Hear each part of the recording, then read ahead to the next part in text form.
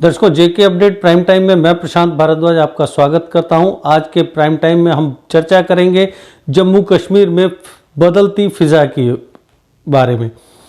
जम्मू कश्मीर की फिजा से हमारा तात्पर्य जम्मू कश्मीर की मौजूदा स्थितियों में एक बड़ा बदलाव देखने को मिल रहा है, जहां विकास परियोजनाओं की लगातार झड़ी लगी हुई है।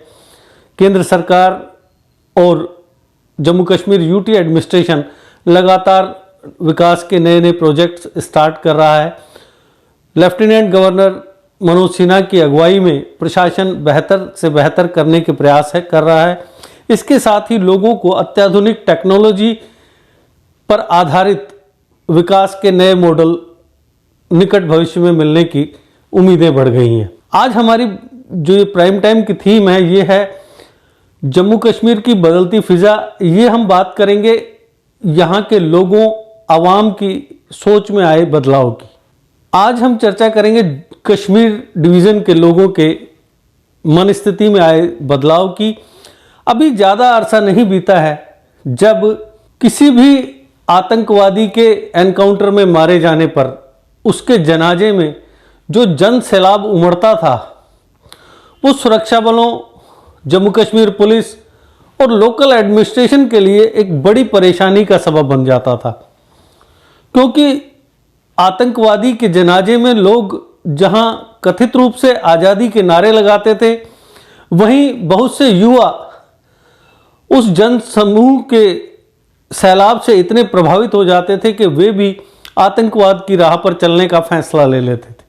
लेकिन जब ऐसी घटनाएं दिनों दिन बढ़ती गई, उसके बाद सुरक्षा बलों ने, सेना ने और जम्मू कश्मीर पुलिस के साथ साथ लोकल एडमिनिस्ट्रेशन ने अपनी रणनीति में एक बदलाव किया और किसी भी एनकाउंटर में मारे जाने पर आतंकवादी को उसके इलाके से कहीं दूर सुपुर्द खाक किया जाने लगा, जिसकी वजह से इन वारदातों पर कुछ अंकुश लगा।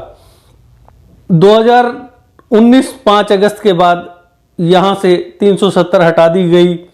काफ़ी कुछ स्थानीय लोगों ने देखा और महसूस किया। उस बड़े बदलाव के बाद आम लोगों ने अपनी सोच में भी बदलाव लाना शुरू किया है।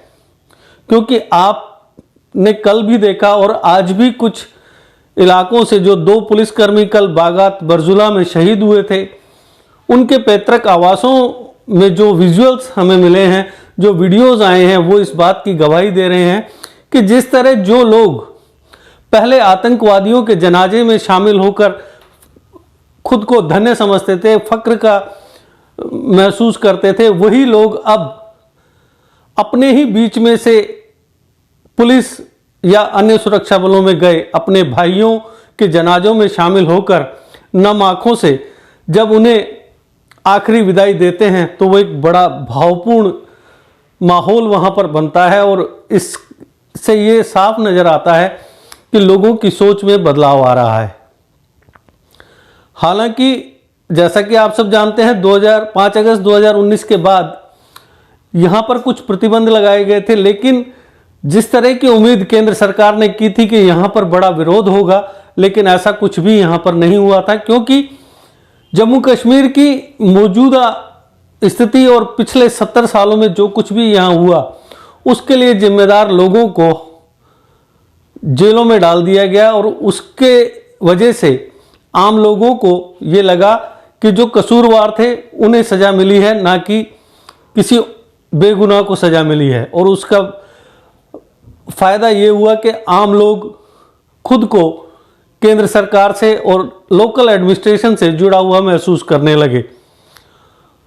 जिस तरीके से अब शहीद पुलिसकर्मियों के जनाजे में लोग उमड़ रहे हैं, वो इस बात का एक बार फिर सबूत देता है कि स्थानीय लोग एडमिनिस्ट्रेशन के साथ हैं, लोकल एडमिनिस्ट्रेशन के साथ हैं, सुरक्षा बलों के साथ हैं। और साथ ही वो ये नहीं चाहते कि यहाँ पर हिंसा का दौर फिर से चालू हो।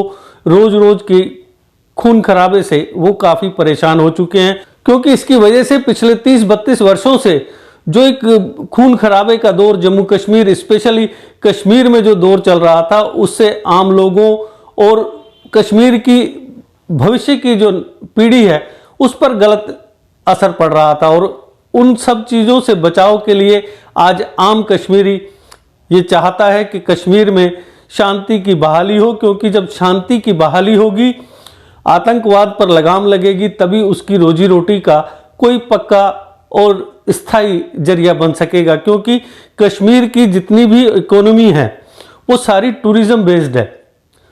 बाहर से लोग टूरिस्ट आएंगे तो उन लोगों के जो काम धंधे हैं वो चलेंगे, शिकारे वाले को रोजी रोटी मिलेगी, वहीं पोनी वाले का भी घर चलेगा।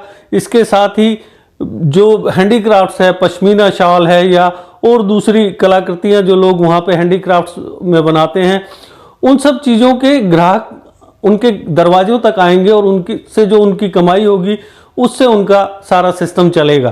तो इस बात के मद्देनज़र आज कश्मीर की सोच में एक बड़ा बदलाव आया है।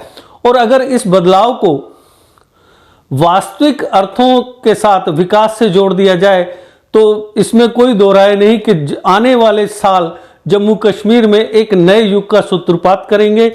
जम्मू कश्मीर में एक नया युग आएगा जिसमें चारों ओर खुशहाली, शांति होगी और यहाँ पर विकास होगा और यहाँ पर हर वो चीज़ उपलब्ध होगी जो देश के अन्य हिस्सों में है। इन हालात को देखते हुए हमारा पड़ोसी मुल्क पाकिस्तान लगातार ये कोशिश कर रहा है कि जम्मू कश्मीर की शांति को बाधित किया जाए और इसके लिए वो लगातार साजिशें रच रहा है, आतंकवादियों की घुसपैठ कराता है या हथियारों को ड्रोन के जरिए गिराने लगा है या सुरंग के जरिए घुसपैठ कराता है। इसके साथ ही जो सबसे बड़ा खतरा पाकिस्तान की ओर से मौजूदा वक्त में जम्मू कश्मीर को है वो है नशे की खेप का इस ओर धकेला जाना।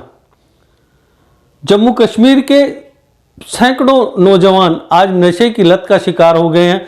इसलिए अगर जम्मू कश्मीर के भविष्य को मजबूत बनाना है, उसकी युवा पीढ़ी को मजबूत बनाना है, तो हम आम जनता से ये अपील करते हैं कि वो पुलिस प्रशासन और सुरक्षा बलों को पूरा सहयोग दें ताकि जहां एक तरफ आतंकवाद का खात्मा हो सके, वहीं जो नशे की खेप यहां आ रही है, जो नशा तस्कर हैं, उनकी गतिविधियों पर लगाम लगाई जा सके ताकि एक नया जम्मू कश्मीर आने वाले चंद वर्षों में ही सामने उभर कर आए और वो पूरे देश के साथ कंधे से कंधा मिलाकर चले ताकि यहाँ पर पूर्ण शांति, चहुमुखी विकास का जो सपना देखा जा रहा है वो पूरी तरह से मुकम्मल हो।